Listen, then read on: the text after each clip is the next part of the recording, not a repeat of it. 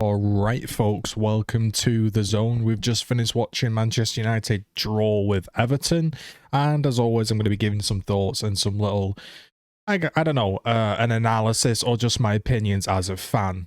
Alright, so obviously number one, not happy with the draw. I don't think anyone should be happy with the draw. Neither's Ronaldo, as Ronaldo rightly is pissed off and stormed down the tunnel. And I'm going to be honest, normally like I'm not one to read into body language because, well, frankly, you know, smart managers can put on fronts. You can be the nicest person in the world on the touchline, but be fuming inside.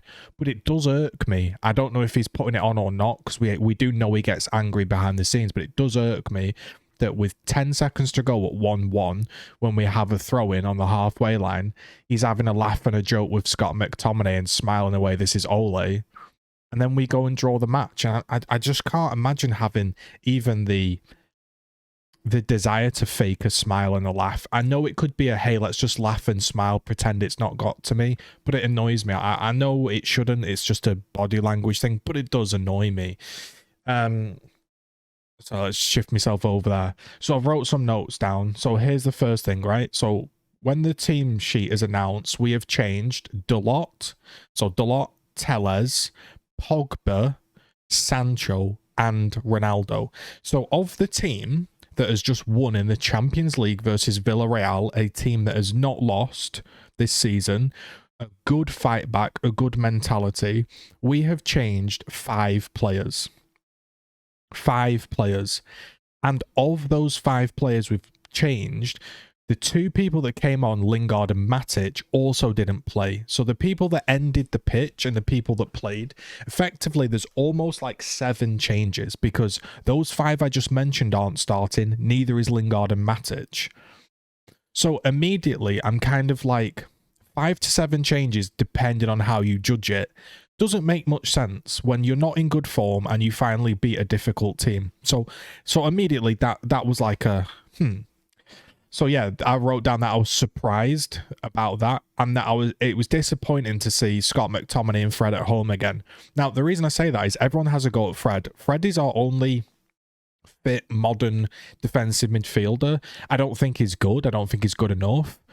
But when people talk about MCFred and they say MCFred is the problem, meaning Scott McTominay and Fred, McTominay is actually the problem, because McTominay literally offers nothing. He doesn't do any like progressive forward passing. He doesn't really do a ton of tackling. He's not like hugely physical in the box. He doesn't really offer much. Sometimes he does late driving runs, but you have to support that with like a pass or a cross, and it's just not happening. So I also want to say, as always, links in the description to follow me on Twitter, support, like, grow the channel. I'm a new channel, so any support is appreciated. Comments help the algorithm. Retweeting stuff is free. Great ways to support. So these are just some thoughts that I wrote down. I thought at the beginning we were much more direct, and I was thinking that Martial was playing pretty well. Now, you know me, I'm not a big Martial fan. But it was good to see that Martial was involved, and I liked the way that, although there were times Martial wasn't in the box and wasn't quite there, and it was a bit frustrating, he was on the left, so to speak, and he does a good job of linking. He does offer something different. I still don't think he's a left winger. He doesn't run the channels. He's not as athletic or as good as Rashford, but I think like at least he offers like a bit of link up that Cavani needed, and obviously we lack without you know, without Sancho playing there, but I still think Sancho could play there. So I'm surprised to see Sancho bench, because I thought he played pretty well. So to note, Everton have a super weak team out. They have a ton of injuries. I think they've got like 4 or 5 key players out, you know, like Calvert-Lewin and Richarlison. So we've basically made 7 changes to win a crucial match to go top of the league against a weakened Everton team and failed to win, just like we failed to win against Aston Villa. So it was good to see, you know, there was a bit of a scuffle coming together. Everyone was involved in the scuffle, looking a bit aggressive, looking like they had a bit of desire. But honestly, MCFred just put us so unbelievably deep during that game that basically what we were doing, it was like we had a huge back six, back seven, and the way we were going to score was a perfect counter attack. That was it. So we had to do like 3 or 4 really good passes and then a really good shot. Because if there was any moment where we paused or tried to build up play or pass, it just stops because there's no movement, no coaching. And eventually, yeah, it happened. The goal is the perfect example of, I guess, what Ollie wants. Just like, pray you defend, pray you hold on to all their attacks. By the way, Everton had all the best attacks.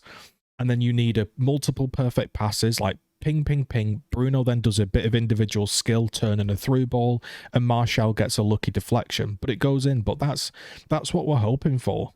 We're hoping for, like, basically a miracle counter attack with zero control of the game. And if the team is good enough, they're going to punish you, which they did. I think Fred should have done good enough with the shove. I think if Fred doesn't make that second shove on Gray, and Decore is clearly going to put somebody through and there's nobody on the left to cover, you've got to clean him out, but no one did.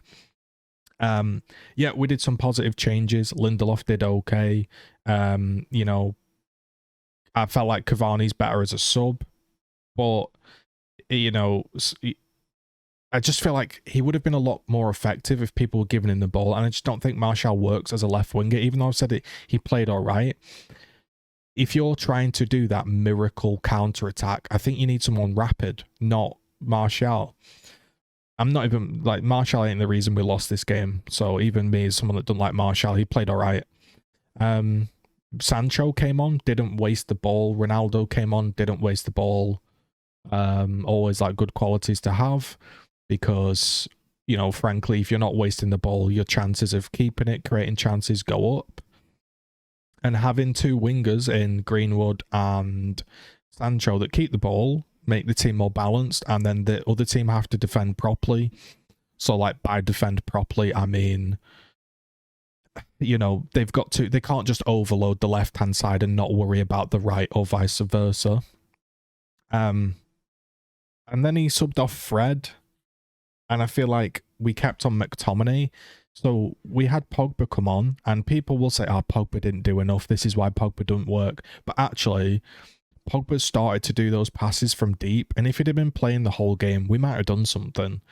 I have no idea how Scott McTominay stays on that pitch. He's shit, mate. I'm sorry, he's shit. You know, people bash Fred, but I think Scott McTominay is the worst of the pair. And then the game just carries on as normal, doesn't it? It's like, pray they don't score, pray you stop all their counterattacks. And here's the thing, like, when you play Scott McTominay and Fred, I could understand if everyone bashes them and you kept a clean sheet every game and it was awful and boring, but you kept shielding the back four well. They didn't even do that. So you have, like, Luke Shaw, who this season, just judge it on this season, he's not attacking well at all in any way. Wan-Bissaka can't attack, and Mason Greenwood has been very greedy. I think Ronaldo's right to be pissed off. Didn't get any passes.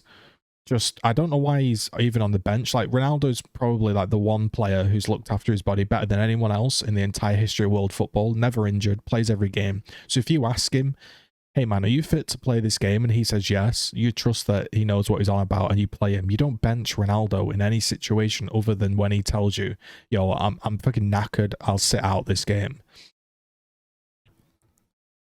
So yeah, and then pretty much the game petered out with just as they always do. It's like, it seems like Man U games, you're in these 25 minutes of desperate attacking. Like, oh, I really hope this cross comes off. I really hope this chip through ball or this intricate set of passing that we never practice comes off.